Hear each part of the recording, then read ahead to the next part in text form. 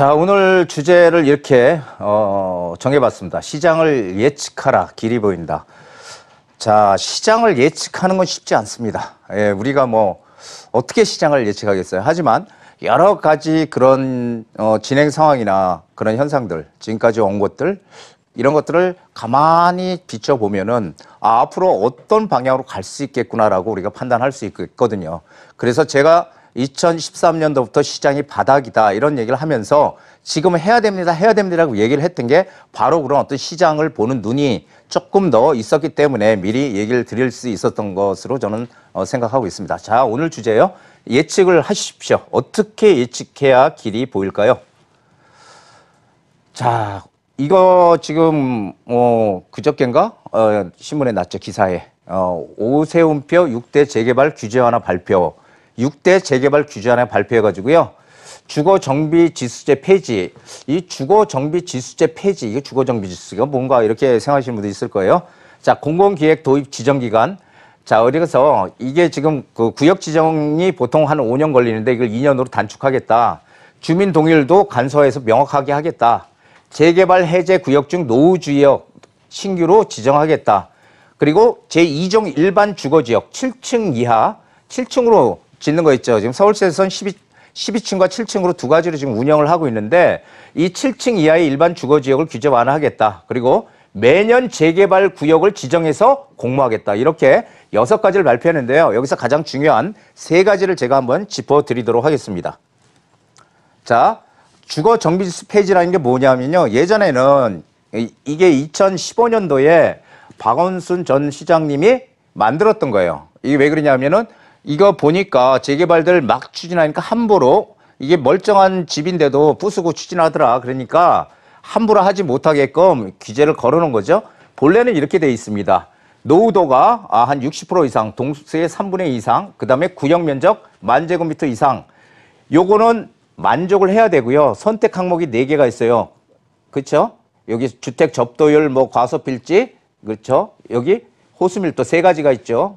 여기서 하나만 만족하면 되는 거예요. 하나만 만족하면은 재개발을 추진할 수 있게끔 했는데 지금 여기다가 이런 걸 넣었어요. 뭐 주민 동의율이 뭐 소유자 면적 대비해서 40점이 돼야 되고 도로 연장률 15점 이렇게 되니까 이게 어떻게 상황이 바뀌었냐면은 지금 현재 요 법적 요건만 가지고 재개발을 할 수 있는 지역은 약 50% 정도가 되는데 요 주거정비 지수를 적용을 하면은 14%로 재개발 지역이 뚝 떨어지는 거예요. 한마디로 재개발을 못 하게끔 이렇게 지금 규제를 먹고 오는 걸 이걸 폐지하겠다는 겁니다. 첫 번째로.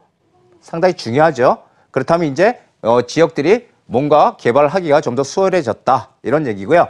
2종 일반 주거지역, 주거지역도 1종 일반 주거지역, 2종 일반, 3종 일반 주거지역, 준주거지역, 전용 주거지역 이렇게 많이 있어요. 하지만 우리가 보통 사는 데가 2종 일반 주거지역과 3종 일반 주거지역이 가장 많거든요.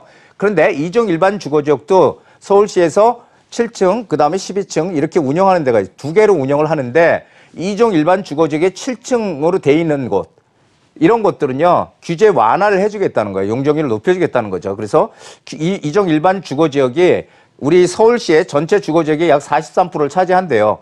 그런데 2종 일반 주거지역에서도 7층 이하로 지어야 되는 지역이 61%라니까 상당히 주거지역 중에서 비중을 많이 차지한다. 이런 지역들의 규제를 풀어주면은 좀 더 원활하게 재개발을 할 수 있을 것이다. 재개발에 좀 더 빠른 그런 가능성을 열어놓은 거죠.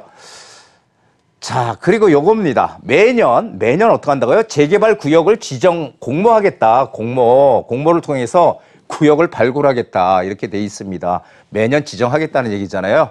자, 그런데 매년 25개 이상 구역을 발굴하겠다. 이렇게 지금 돼 있어요. 25개. 그래, 여기서 주목해 봐야 될게요. 후보지 공모 시 공모일을 권리산정 기준일로 고시하겠다. 그래서 이때 권리산정 기준일, 만약에, 이건 예를 들어서 제가 말씀드릴게요. 올해 12월 달에 어떤 지역을 재개발 구역으로 지정 공모를, 재개발 지역으로 공모하는 게 아니라 어떤 지역이 아니라 우리가 재개발을 할 수 있는 그런 날, 자, 지금부터 공모하세요. 재개발. 이렇게 하면 이제 발표할 거 아니에요. 12월 뭐 21일 날 공모를 했어. 서울시에서 공모를 하게 되면은 요때 12월 20일이 기준일이 되는 겁니다. 그래서 이 전에는 괜찮은데 이 이후에 짓는 것들은 빌라나 이런 것들은 안 주겠다 이런 얘기예요. 그래서 그게 이제 매년 공모일이 틀려지는 거겠죠. 그래서 투기 차단책 먼저 내놓고 규제 완화책 발표 이거 상당히 의미가 있다고 저는 봅니다. 여태까지는 어떤 개발구역을 지정해 놓으면 가격이 막 오르면 거기에 대해서 뭐 토지거래 허가구역으로 묶는다든지 이런 투기 차단책이 나왔지만은 항상 개발계획 발표하고 나서 나오죠. 거기가 막 과열이 되면은. 근데 여기는 지금 현 오세훈 시장은 어떻게 하고 있어요? 지금 예를 들면 목동 재건축 거기에 지금 뭐 안전진단 통과된 단지가 몇 개나 있습니까? 별로 없잖아요. 몇 개 없는데 나머지는 뭐 지금 재건축 안전진단 통과한데도 한 대도 없는데 거기를 일단 토지거래 허가구역을 묶어놓고 어떻게 했어요? 정부한테 안전진단 기준을 좀 완화시켜줘라.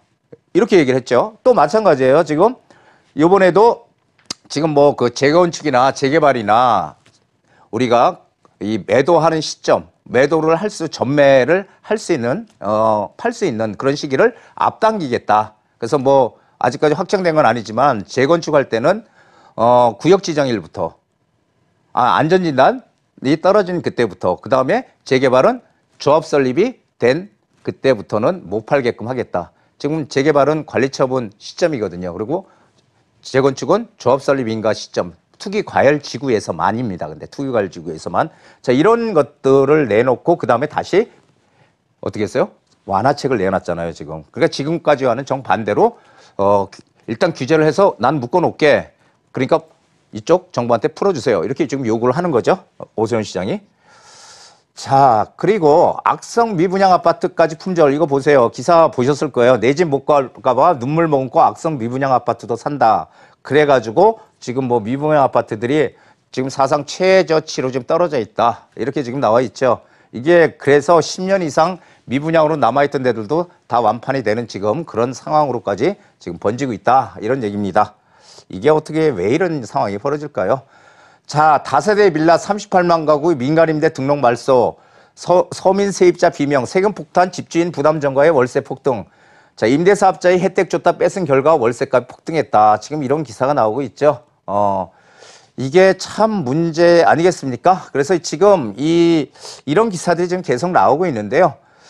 자, 강남이 끌고 수도권은 밀고, 강남이 끌고 수도권은 밀고 떨어지지 않는 서울 아파트값 해서 서울 아파트값 40주 연속 상승, 강남 초고가 단지가 가격 천정 높여, 동탄도 15억인데 수도권 아파트값이 바닥 다지며 서울 집값 밀어올려. 지금 이런 상황들이 지금 나오고 있습니다. 거래 절벽이라고 하지만 오히려 거래가 되는 것들, 하나씩 거래되는 것들은 호가를 넘어가는 그런 지금 상황들이 벌어지고 있다는 거죠. 자, 정부의 현실 인식이요. 지금 서울시장 선거에서 완패를 해서 뭔가 인식이 많이 바뀐 줄 알았더니 지금 요지부동이다. 이런 기사입니다. 그래서 등록 붙일 때는 언제고 임대사업자 완전 폐지 추진, 임대사업자 폐지를 추진하겠다. 왜? 이유는요. 임대사업자들은 투기꾼이다. 임대사업자들이 집값을 끌어올렸다. 이런 지금 계속 이런 논리를 지금 내세우고 있어서 임대사업자 완전 폐지 추진하겠다. 그러나 국토연구원에서 연구 보고서를 냈는데요. 임대사업자와 집값 폭등을 뭐라고요? 무관하다고 또 보고서를 냈어요. 이게 서로 엇박자 나는 정책 사실 얘기인데 여당의 주장과는 정면 배치된다. 이런 기사가 또 나왔죠. 자, 과연 임대사업자가 전부 투기꾼인가? 아직도 정부의 현실 인식이 지난과 별로 과거와 다르지 않다라는 생각을 하고 있습니다.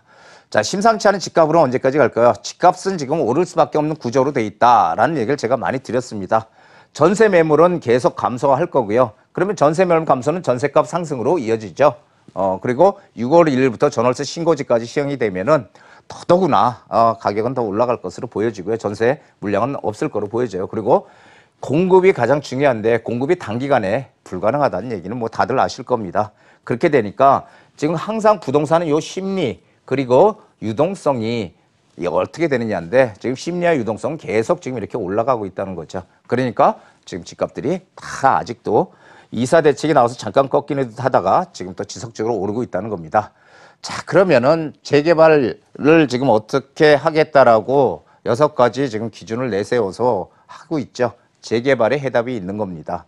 다 조시 재생 사업 재개발하지 말고 마을 가꾸기 사업을 해라. 그래서 보도블럭 깔아주고 CCTV 달아주고 마을에 벽화 그려주고 이런 도시 재생 사업이 이제 끝났고 이제는 뭘로 들어온다고요? 재개발 시대로 흐름이 전환이 됐다. 이것을 정말 인식을 하셔야 되는 거예요. 재개발 시대가 열린다는 겁니다. 그러면 우리는 어떻게 됩니까? 재개발이 진행될 수 있는 그런 길목에 딱 가 있으면 되는 거잖아요. 그게 바로 노후된 역세권 개발 가능지 이런 곳을 우리가 선점해서 들어가야 된다는 거예요. 제가 늘상 얘기를 드리는 거지만 그리고 서울도 지역이 어마어마하게 넓잖아요. 예, 25개 군화되고 그러면은 그 중에서 요거를 봐야 된다. 입지 가치. 입지 가치가 크냐 작으냐에 따라서 거기가 개발이 될 수도 있고 안 될 수도 있어요. 그리고 나중에 똑같이 되더라도 가격 차이가 크게 벌어질 수 있다는 거. 제가 정말 많이 얘기를 드렸는데 제 강의를 많이 들으셨던 분들은 아마 기억하실 겁니다. 입지 가치. 자, 그리고 한강변 50층까지 짓겠다. 한강 르네상스 프로젝트를 주창했던 분이 지금 현 서울시장이죠. 예, 그래서 한강변 노후 지역에 아직까지 아파트가 들어와 있지 않은 그런 지역에 빌라나 단독주택 밀집 지역 여기 찾아보셔야 됩니다. 여기서 그런데 어디 뭘 보라고요? 입지 가치. 여기서 1급지가 어디냐는 거예요. 입지 가치 가장 좋은데 한강변에 아파트가 없이 단독주택 밀집 지역으로 구성이 돼 있는 지역 중에서 그런 지역을 우리가 빨리 선점하는 게 현명한 투자의 방법이다. 이런 얘기를 드리는 겁니다. 자, 오늘 금주의 명언입니다. 당신은 지체할 수도 있지만 시간은 그러하지 않을 것이다. 시간은 금이다라는 얘기입니다. 항상 시간은 흘러가고 지나가다 보면은 아이고 그때 샀어야 돼. 그때가 가장 쌌었는데 하지만 가격은 지금 많이 올라 있죠. 항상 타이밍을 놓치게 되면은 이런 생각하죠. 부동산 투자도 시간이 중요합니다. 투자의 기회를 잡으려면 빨리 움직이셔서 남들보다 한 걸음이라도 먼저 가는 투자 전략이 필요하다. 이렇게 오늘 강의를 마치겠습니다.